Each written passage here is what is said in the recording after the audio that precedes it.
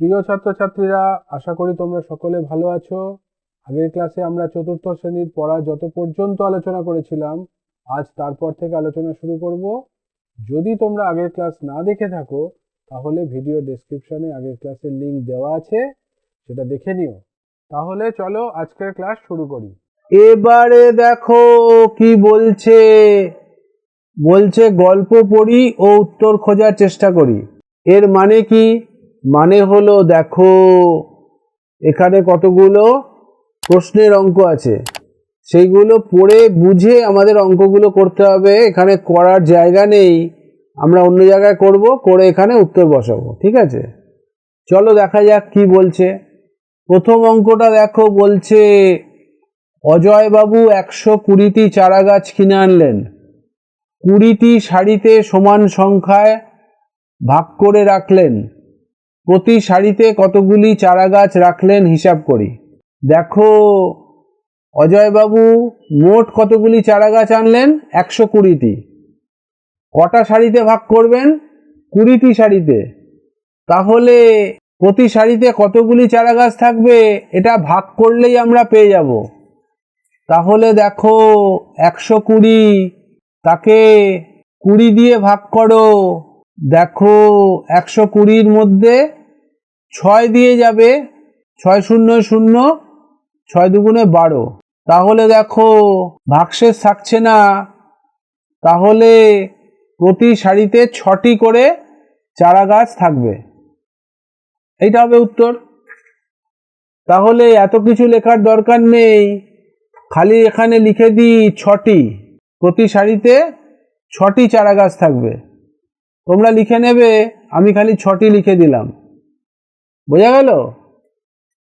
এমন করে দেখো আমাদের করতে হবে 2 নম্বর অঙ্কটা। আমাদের গ্রামের রাস্তা মেরামতের কাজ চলছে, আরও 840 টাকা দরকার। গ্রামের 28টি পরিবার ওই টাকা সমান ভাগে ভাগ করে দেবে। প্রত্যেক পরিবার কত টাকা দেবে হিসাব করি। দেখো 840 টাকা মোট দরকার। প্রতিটা পরিবার দেবে কত টাকা করে? যদি 28টা পরিবার দেয়, 28টা পরিবার যদি ওই টাকাটা সমান ভাগে ভাগ করে দেয়, প্রতিটা পরিবার কত টাকা দেবে? তাহলে দেখো 840-কে 28 দিয়ে ভাগ করতে হবে। চলো আমরা করি। 840 ভাগ 28। দেখো 28-কে 3 দিয়ে গুণ করলে হয় 84, তাহলে এখানে 3 যাবে, 3 28 84। এই শূন্যটা নামবে, শূন্যটা নামবে, শূন্যটা 28 শূন্যয় 0, তাহলে ভাগশেষ 0, তাহলে ভাগফল হবে 30। তার মানে গ্রামের প্রতিটি পরিবার দেবে 30 টাকা করে। তাহলে আমরা এখন লিখে দেবো 30 টাকা। প্রত্যেক পরিবার কত টাকা দেবে? 30 টাকা। তোমরা পুরো উত্তরটা লিখে দেবে। এরপরে দেখো 3 নম্বর অঙ্কটা কি বলছে। আজ 12 জানুয়ারি স্কুলে স্বামী বিবেকানন্দের জীবনী পাঠ ও আলোচনা হবে। এই অনুষ্ঠানে আমরা 186 জন ছাত্রছাত্রী 31টি বেঞ্চে সমান সংখ্যায় ভাগ হয়ে বসবো। প্রতি বেঞ্চে কতজন বসবো হিসাব করি। দেখো 186 জন মোট ছাত্রছাত্রী, আর 31টি বেঞ্চে সমান সংখ্যায় ভাগ হয়ে বসতে হবে। তাহলে 186-কে 31 দিয়ে ভাগ করলে প্রতি বেঞ্চে কতজন বসবো বেরিয়ে যাবে। 186-কে 31 দিয়ে চলো করে দেখি। দেখো 186 31, দেখো 31-কে 6 দিয়ে গুণ করলে হয় 6-কে 6, 3 6 18। 186 দেখো মিলে যাচ্ছে, তাহলে 6 দিয়ে 186। তাহলে দেখো প্রতি বেঞ্চে আমরা 6 জন করে বসবো। এটা পুরোটা লিখবে, আমি খালি 6 জন লিখে দিলাম। বোঝা গেল? 4 নম্বরের অঙ্কটা দেখো কি বলছে। বলছে মিতালি পিসি 756টি কলা নিয়ে বাজারে গেল। মিতালি পিসি কত ডজন কলা নিয়ে বাজারে গেল হিসাব করি। তাহলে দেখো 1 ডজন কলা মানে 12টি কলা, তাহলে 756টি কলা মানে 12 দিয়ে ভাগ করলে কত ডজন সেটা বেরিয়ে যাবে, কত ডজন কলা সেটা বেরিয়ে যাবে। তাহলে দেখো 756কে 12 দিয়ে ভাগ করো, দেখো 756 ভাগ 12, দেখো 12 ঘরের নামতা 75-এর মধ্যে কতবার আছে? 12 একে 12, 12 দুগুণে 24, 3 12 36, 4 12 48, 5 12 60, 6 12 72, 6 দিয়ে যাবে, 6 12 72, 7 12 84 হয়ে যাচ্ছে, হবে না, 75-এর থেকে বেশি হয়ে যাচ্ছে। তাহলে 75-এর থেকে 72 বিয়োগ করলে হবে 3, আর এই 6টা নামবে, দেখো 36 হচ্ছে, 3 12 36, দেখো মিলে গেল, ভাগশেষ 0। তাহলে আমরা বলতে পারি মিতালি পিসি 63 ডজন কলা নিয়ে বাজারে গেল। দেখো মিতালি পিসি কত ডজন কলা নিয়ে বাজারে গেল, দেখি 63 ডজন। এখানে আমি 63 ডজন লিখে দিচ্ছি, তোমরা পুরো উত্তরটা লিখবে। 63 ডজন কলা নিয়ে বাজারে গেল। এবারে দেখো 5-এর অঙ্কটা কি বলছে। এবার আমরা স্কুল থেকে অছিপুরে নদীর ধারে বেড়াতে গিয়েছিলাম, ঠিক আছে, অছিপুর একটা জায়গার নাম, সেখানে নদীর ধারে বেড়াতে গিয়েছিলাম স্কুল থেকে। আমরা মোট 87 জন ছাত্রছাত্রী বেড়াতে গিয়েছিলাম। আমরা 180টি সিদ্ধ ডিম ও 360 পিস পাউরুটি সমান ভাগে ভাগ করে নিয়ে বাকিটা ঝুড়িতে রেখে দিলাম।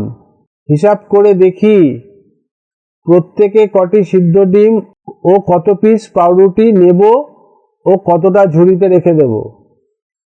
এই যে কত পিস নেব আর কতটা ঝুড়িতে রেখে দেব, তার মানে এখানে ভাগশেষ থাকবে। এতক্ষণ ভাগশেষ থাকছিল না অঙ্কগুলোতে, এবার এই যে ঝুড়িতে রেখে দেওয়ার কথা বললো, তার মানে এটা ভাগশেষ থাকবে, ঠিক আছে।